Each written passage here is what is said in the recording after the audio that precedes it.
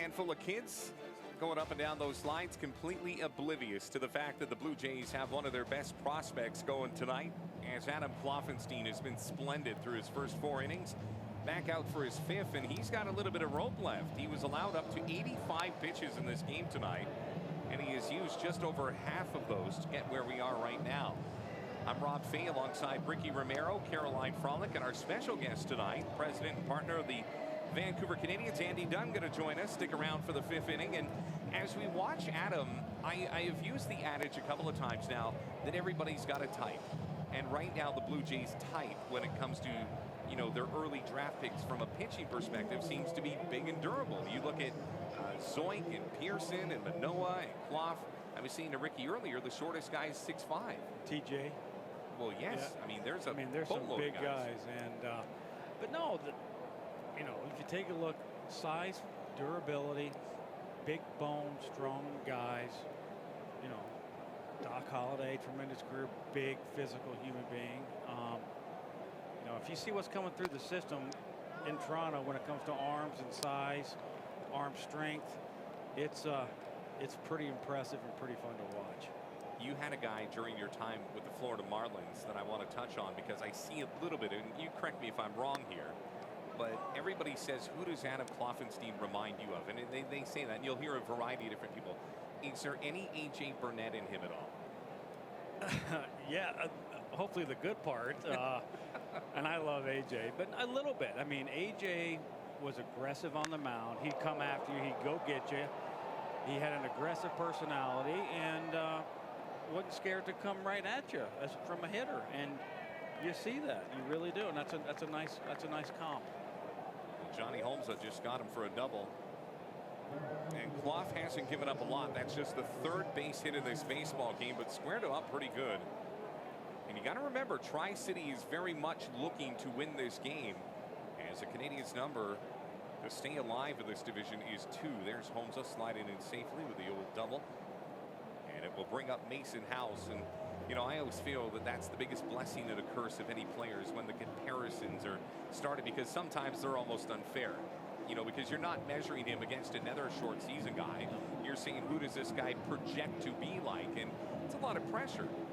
And A.J. had tremendous arm strength, tremendous breaking ball. I mean, physically, they're similar, but Adam's still 19 years old, too. I think he'll end up being a little bigger, stronger than A.J. was on the course of his career. But again, A.J. Burnett is not a bad comp, not a bad pitcher to be compared to when you're 19 years old. Freshly 19. Yeah. Ain't that something? 1-0's on its way. It's a little bit low. 2 balls and no strikes. Clough has gone 7 innings this year, so we're still in charted waters. Blue Jays obviously this year opting to go young. They brought up Vladdy, they brought up Bo, they brought up Cavan.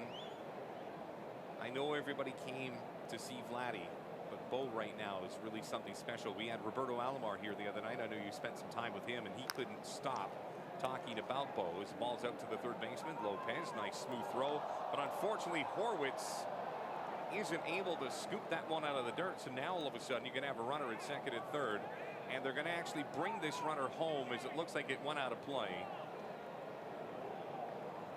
There's a little chalked area just beyond the first base dugout. It's an extra 5 or 6 feet that if it goes within that chalked area, it's out of play and it allows the extra base. So the game has just been tied, and we'll take a look at this one. It's a real tough play for Jesus to get to.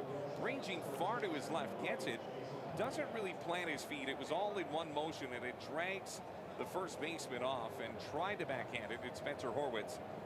But again, all of a sudden, Horwitz has to go and get that ball in a part of the ballpark that is chalked off. So now you got yourself a 1-1 game, runner at 2nd, and nobody out. Canadians president and partner Andy Dunn joining me here for the 5th inning. And again, I just really quickly want to get back to that thought, Andy, about you bring up Bo and Biggio, and then you're trading Stroman and Sanchez. There's such a shift in just the people that you relate to as the quote face of the franchise. is that almost too much pressure on these young guys? I don't think it is. I mean, obviously, Bo and Vladdy are showing right now they can handle the pressure. They can handle the spotlight of playing in the big leagues. They're both having tremendous success. But for me, realistically, it's an exciting time in Toronto. Yeah, there were some trades made. You lose some guys that have been with the organization for a while. But for me, I see a renewed. I mean, because there were some tough weeks in the dugout, in the clubhouse, in the Rogers Center if you're there as a fan. But I see it now. I see a little more energy in the clubhouse, in the dugout, and you see the fan base getting excited about what you have. When you can start seeing building blocks, and the building blocks are producing right in front of your eyes, you see what you can be able to build on and what you're going to have within the organization for a number of years. That's fun to watch, and it's exciting to watch. Boy, swing and a miss, and you know what? This umpiring crew has had a couple of tough calls here in the last couple of moments. It ends up being the strikeout, keeps the runner at second as well, as Jason Pineda wasn't sure if he was coming or going. But the bottom line is stepping forward and making the play was Brett Wright to record the out, so no harm, no foul. And we finally got our first out here in the top of the fifth inning. And this is one of those tough ones, as this is a wicked pitch that is sort of swung on. Home plate umpire said that he went, and then all of a sudden he decided to run. Well, throw it down just to make sure, and the out's recorded. So now Matthew Acosta behind it. This is where, Andy, I think you and I have both appreciated Adam Kloffenstein. He doesn't let things snowball. He can take, because of his ability, take matters into his own hands. Well, it's a maturity, and I think you see that with him on the mound, and I think he's matured every outing he's had this year. And again, part of his development, part of what's going on with the program that the Jays minor league guys have in place. And no, he has really, in my mind, looked more polished every start he's had this year. How fast would you push him through the system? You know, he's a guy that, you know, again, these are decisions that will be made out of Toronto, but I think stays healthy. Spend some time, starts the year up next year in Lansing. See how he does in Lansing. But again, he'll be 19. He'll be 20 at the end of that year. So then the next year, if you started him in Dunedin, maybe go half a year, 22, he could be in Double-A. And, you know, maybe you could push him quicker if you wanted to. I don't know if you have to. See what else develops at the big league level. But, you know, it's funny. We had Nate, and back in the day when we had Stroh, and we had Sanchez, and we had Justin Nicolino, and we had all the guys. You try to project where they're going to go.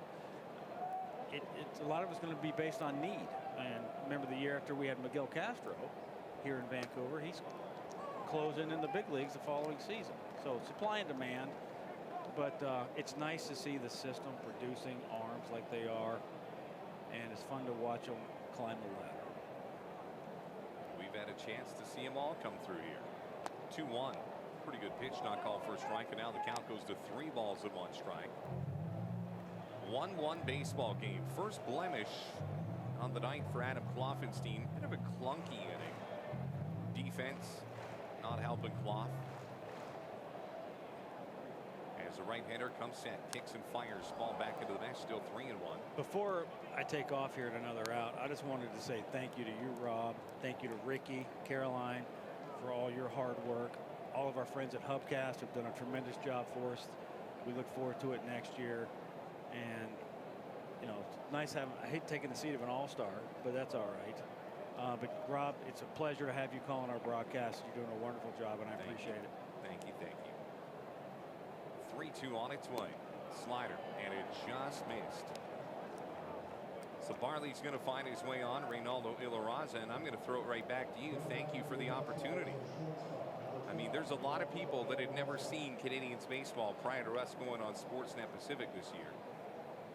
And it takes a lot to move to a different frequency and say, you know what, we're not doing it unless we get TV as a part of the deal, and I think it's paid off.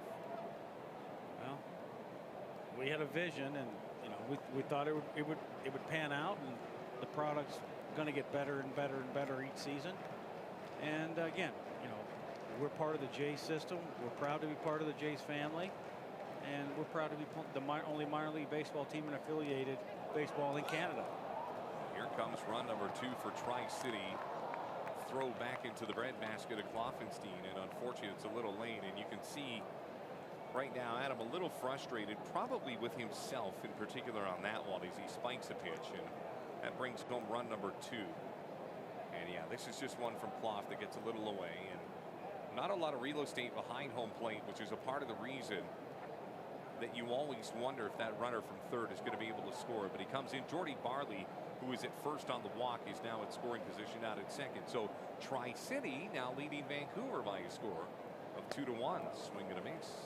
Count goes to 1-1.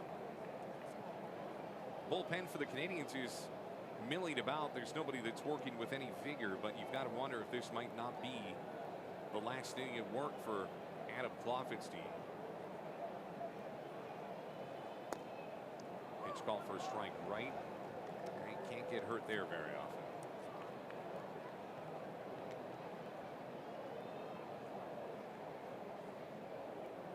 This is where he's got to dig deep and find that knockout punch. With the runner at second, Kloffenstein from the belt. High leg kick, pitch on its way, got him. There he is. Andy Dunn, president and partner of the Canadians, thank you. Thank you, Rob. Much appreciated for your time tonight. We're going to find our way towards the bottom of the 5th inning. Canadians with a little bit of work to do, as now they're trailing Tri-City by a score of 2-1. You're watching Vancouver Canadians baseball. Look at this nice knockout punch, A&W style, right here on Sportsnet Pacific.